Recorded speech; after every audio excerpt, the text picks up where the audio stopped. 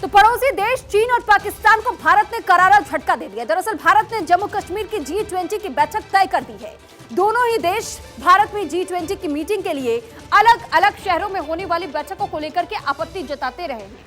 चीन ने अरुणाचल प्रदेश में G20 बैठक को लेकर के आपत्ति जताई थी और चीन और पाकिस्तान की आपत्ति को भारत ने दरकिनार कर दिया और अरुणाचल के साथ साथ श्रीनगर में मीटिंग कर साफ संदेश दिया कि किसी भी हालात में बैकफुट पर जाने के लिए भारत तैयार नहीं है।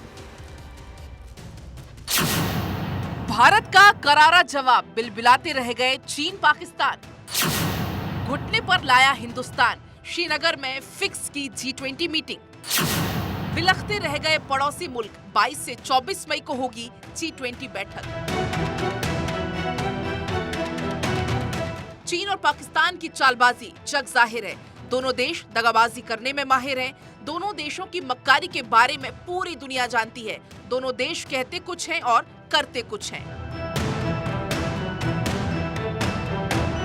कहने के लिए चीन और पाकिस्तान भारत के पड़ोसी मुल्क हैं, लेकिन दोनों देश शांति से रहने की बजाय दुश्मन की तरह व्यवहार करते हैं। दोनों देश लगातार भारत के सामने चुनौतियां पेश कर रहे हैं। देश में जब से मोदी सरकार आई है, दोनों देशों को हर मौके पर करारा जवाब देती है और एक बार फिर से दिया है। भारत ने चीन और पाकिस्तान के विरोध को नजरअंदाज करते हुए श्रीनगर में G20 की बैठक फिक्स कर दी है।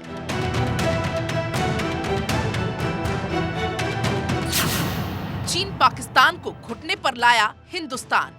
विरोध के बावजूद G20 मीटिंग की तारीख तय की।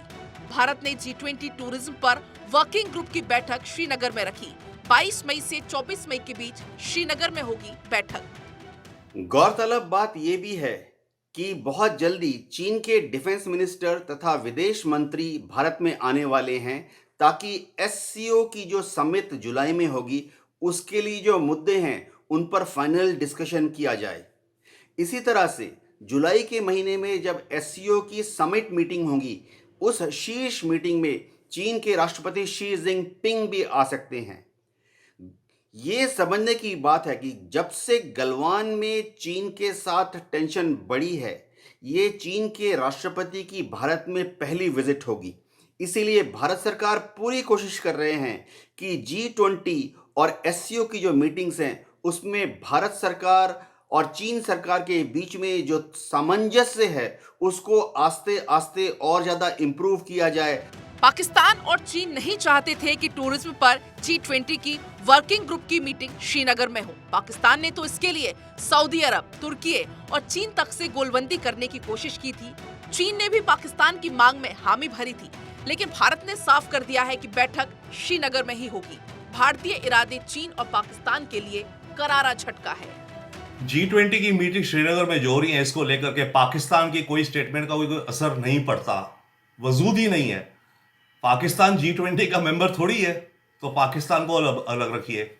हाँ, चाइना मेंबर है, परंतु चाइना अगर बॉयकॉट करना चाहता है तो it's welcome to boycott. Bharat तो अपने हिसाब से जहां हमें दिखता है, जहां हमारी सुविधा, जहां हमारे स्ट्रेटेजिक कारण बनते हैं, जहां भी हम इन मीटिंग्स को करना चाहते हैं हम करेंगे।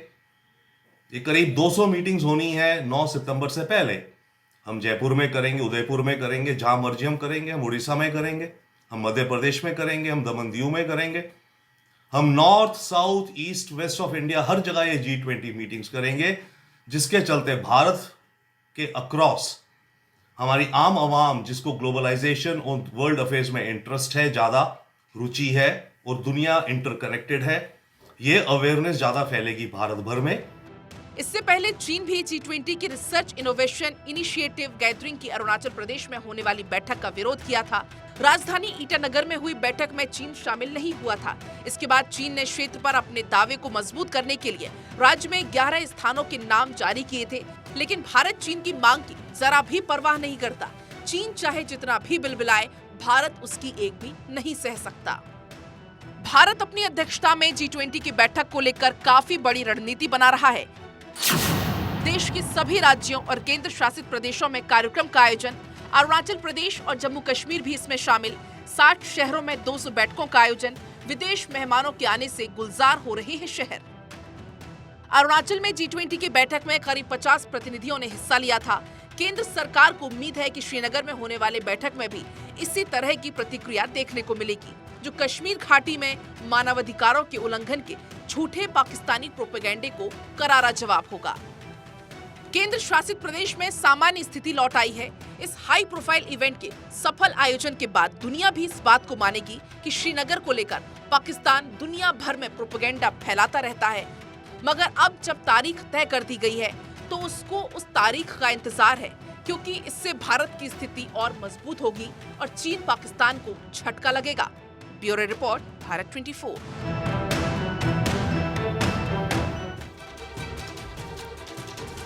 तो मोदी सरकार का गांवों के विकास पर फोकस रहता है। जब यहां गांव पड़ोसी मुल्क से लगती सीमा पर हो तो फिर कहना ही क्या है। दरअसल मोदी सरकार सीमावर्ती गांवों को बसाने को लेकर के काफी ज्यादा संजीदा है और इसी के तहत में गृह मंत्री अमित शाह कल से 2 दिनों के लिए अरुणाचल प्रदेश के दौरे पर जाएंगे, जहां वे वाइब्रेंट विलेज प्रोग्राम की शुरुआत भी करेंगे। देखिए इसको। अरुणाचल सरहद से चीन को भारत की ललकार। अमित शाह करेंगे अरुणाचल के गांव का दौरा। दौरे से ड्रैगन को मिलेगा संदेश।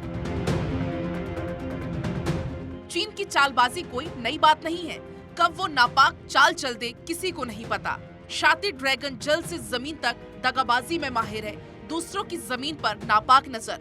अरुणाचल प्रदेश के 11 इलाकों का नाम बदलने का ऐलान किया, जिस पर भारत ने करारा जवाब दिया। भारतीय जवाब से कराह रहा चीन को एक और तगड़ा झटका लगने वाला है। गृह मंत्री अमित शाह 2 दिन के दौरे पर अरुणाचल प्रदेश जाने वाले हैं। इस दौरान Amit Shah vibrant village programme की भी शुरुआत करेंगे। अरुणाचल के किबतु गांव जाएंगे Amit Shah. Vibrant village programme की करेंगे शुरुआत। वीवीपी के तहत 2967 गांव की पहचान की गई। पहले चरण में 662 गांव का चयन किया गया। अमित शाह का दौरा ऐसे समय में हो रहा है जब हाल ही में खबर आई थी कि चीन ने अरुणाचल प्रदेश की 11 जगहों के नाम बदले थे। इस पर भारत ने करारा जवाब दिया था। भारत ने चीन को साफ साफ कहा था कि अरुणाचल प्रदेश भारत का अभिन्न अंग है। वाइब्रेंट विलेज के जरिए मोदी सरकार चालाक चीन को मुंहतोड़ जवाब देने की तैयारी में है। दरअसल चीन बॉर्डर की दूसरी तरफ मॉडल विलेज बनाने में जुटा है, तो केंद्र सरकार ने वाइब्रेंट विलेज के जरिए चीन की चाल को पस्त करने की योजना बनाई है। सीमावर्ती राज्यों को मजबूत करना, 4 राज्यों के 19 जिले को विकसित करना, सीमावर्ती 2966 गांव का व्यापक विकास करना। मोदी सरकार के वाइब्रेंट विलेज के क्या मायने हैं, आइए आपको इसके बारे में बताते हैं। सीमावर्ती गांव से पलायन रुकेगा। बॉर्डर के पास स्थायी बसावट से सुरक्षा बढ़ेगी। दुश्मन की मूवमेंट की जानकारी गांव वाले सेना को देंगे। दुश्मनों की अतिक्रमण की किसी भी कोशिश को रोका जा सकेगा। दरअसल पूर्वी लद्दाख से लेकर अरुणाचल तक चीन आए दिन खुराफात करता रहता है। कभी डोकलाम, कभी गलवान, तो कभी तवांग में जिनपिंग की सेना घुसपैठ की कोशिश करती है। हालांकि भारतीय फौज के आगे चीन की सेना का दम नहीं चलता।